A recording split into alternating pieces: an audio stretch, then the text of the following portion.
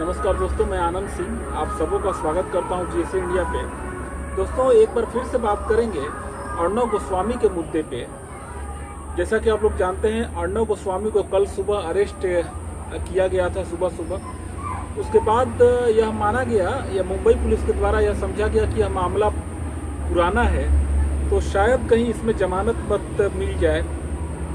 मैं तो पहले भी उम्मीद नहीं करता था कि उस केस में भी उसे जमानत मिलेगी, और लेकिन हाँ, यह एक बात हुई कि उससे पुलिस रिमांड नहीं मिली, जबकि महाराष्ट्र सरकार पुलिस रिमांड चाहती थी, तो पुलिस रिमांड उस केस में नहीं मिली।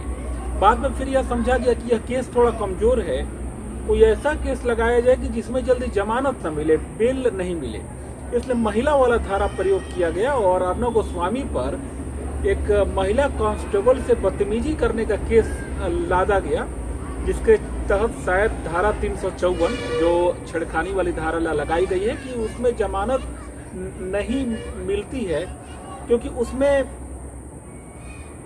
बर्डन ऑफ प्रूफ जिस पे इल्जाम लगाया जाता है उस पर होता है, न कि पुलिस पर। तो इसलिए महिला वाली धारा अर्णव गोस्वामी पर लगाई गई। और दूसरी, उसके पूरे परिवार पे, चूंकि अर्णव गोस्वामी को लगाने के लिए, मैंने बाहर निकालने के लिए कोई आगे नहीं आए, उसका घर वाला भी, तो उसकी बीवी और उसके बच्चे पर भी आरोप लगाया गया कि पुलिस से बदतमीजी की है, पुलिस के काम में दखल अंदाजी की है, पुलिस को डिस्टर्ब किया। तो जानबूझकर के 3 केसेस लादे गए अर्णव गोस्वामी को ज़्यादा से ज़्यादा जेल में रोकने के लिए, लेकिन मुझे नहीं लगता है कि वे लोग सफल हो पाएंगे। लेकिन बहरहाल अब आते हैं दूसरे मुद्दे पे। दूसरा मुद्दा यह है कि बीजेपी का कोई भी नेता अभी तक उद्धव ठाकरे का नाम नहीं ले रहा है। जैसे मैं आपको कुछ नाम बताऊंगा, जिन बीजेपी नेताओं ने कुछ ट्विटर पे ट्वीट किए हैं और उन्होंने फिर डायरेक्ट बयान भी दिए हैं। तो देखिए, सबसे पहले मैं नाम लेना चाहूँगा निर्मला सीतारमण का, जो कि फाइनेंस मिनिस्टर हैं। इन्होंने क्या बोला है, the #MBA and the INC India are desperate, persistent harassment of self-made journalists, dispute, disagreement with him is unacceptable है। लेकिन आप इतनी बड़ी पोस्ट पे हैं, वित्त मंत्री हैं, तो आपने कौन सा काम किया उसको बचाने के लिए? कुछ नहीं किया, जबकि केंद्र के पास बहुत पावर है, यह बताने की जरूरत नहीं है। लेकिन यहाँ भी एक भी बार उद्धव ठाकरे और शिवसेना का नाम नहीं लिया गया है।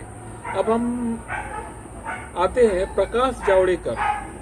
सोनिया गांधी और राहुल गांधी के नेतृत्व में काम कर रही कांग्रेस अभी भी आपातकालीन मना स्थिति में है। इसका सबूत आज महाराष्ट्र में उनकी सरकार ने दिखाया है। लोग ही इसका लोकतांत्रिक जवाब देंगे। मतलब कि केंद्र सरकार इसमें कुछ भी करने वाली नहीं है, करने की तो दूर, वो आवाज भी नहीं उठाएगी, जबकि प्रकाश जावड़ेकर महाराष्ट्र के नेता हैं। लेकिन देखिए कितने ये लोग गंदे हैं। जो आदमी एक तरह से हिंदुत्व की लड़ाई और बीजेपी की ही लड़ाई लड़ रहा था, ये लोग उसको भी बचाने के लिए आगे नहीं आना चाह रहे हैं। फिर हम आते हैं JP नड्डा, जगत प्रकाश नड्डा। इन्होंने भी एक ट्वीट किया है और राहुल गांधी और सोनिया गांधी को घेरना चाहा है, लेकिन इन्होंने भी उद्धव और शिवसेना का नाम कहीं नहीं लिया। अजीब सी है बात ये दोस्तों। फिर एक और ट्वीट प्रकाश जावड़ेकर ने किया, मुंबई में प्रेस पत्रकारिता पर जो हमला हुआ है वह निंदनीय है। यह इमरजेंसी की तरह ही महाराष्ट्र सरकार की कार्यवाही है, हम इसकी भर्त्सना करते हैं। भर्त्सना करने की कोई जरूरत नहीं है। आप कोई कार्रवाई करिए या राष्ट्रपति के थ्रू कोई कार्रवाई कराइए। आप तो SC/ST एक्ट में, आप तो संविधान बदलने वाले हैं, आप सुप्रीम कोर्ट के फैसले को बदलने की आप में ताकत है। तो यह छोटा सा काम जो आपके लिए इतना आसान है, और उसकी केवल निंदा मात्र, भर्त्सना मात्र, आपसे कुछ एक्शन की उम्मीद की जाती है। अब आते हैं स्मृति ईरानी का। इन्होंने भी शिवसेना, उद्धव ठाकरे का नाम कहीं नहीं लिया है। तो दोस्तों हाँ, एक और आदमी संबित पात्रा, मुसोलिनी के दाहिने हाथ रह चुके पिता की पुत्री आज जिस प्रकार भारत में माफिया राज स्थापित कर रही है, आप सबके सामने है। संबित पात्रा सोनिया गांधी का नाम ले रहे हैं और यह tweet BJP for India ID से किया गया है। तो मैं यहाँ पर यह बोलना चाहूँगा दोस्तों कि संबित पात्रा जो कि बहुत नपा तुला बोलते हैं और क्या बोलना है इन्हें बहुत अच्छे तरीके से मालूम है, ये इसमें डायरेक्ट सोनिया गांधी को घेर रहे हैं।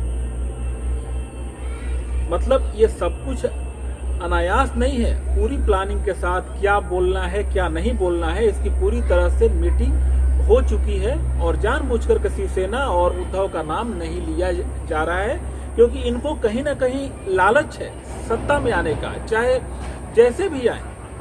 बीजेपी सिद्धांतवाद की राजनीति नहीं करती है, इन्हें केवल सत्ता चाहिए। दोस्तों अभी मैं यहाँ पर बैठा हूँ, मैं बाहर में हूँ, मेरा एक छोटा सा फार्म हाउस है, यहाँ मच्छर बहुत ही ज़्यादा है। तो अभी मैं आप लोगों से बात कर रहा हूँ, तब तक से न जाने मुझे कितने मच्छर यहाँ पे काट रहे हैं लगातार। लेकिन फिर भी यह मुद्दा अपने आप में बहुत महत्वपूर्ण है, इसलिए इस पे अपनी राय रखना जरूरी था। मतलब बीजेपी का कोई नेता अर्णव गोस्वामी की सहायता करने वाला नहीं है, न कि सिर्फ उसी की, कोई भी हिंदूवादी पत्रकार या हिंदूवाद की लड़ाई लड़ने वाला अगर फंसेगा तो बीजेपी उसके लिए आगे कभी नहीं आएगी, क्योंकि बीजेपी डरी हुई रहती है और डरा हुआ व्यक्ति या संस्था किसी की सहायता के लिए आगे नहीं आता, क्योंकि वो खुद ही रक्षात्मक होता है। धन्यवाद दोस्तों, आप सबों का बहुत बहुत आभार। मिलता हूं फिर आपसे नेक्स्ट वीडियो में।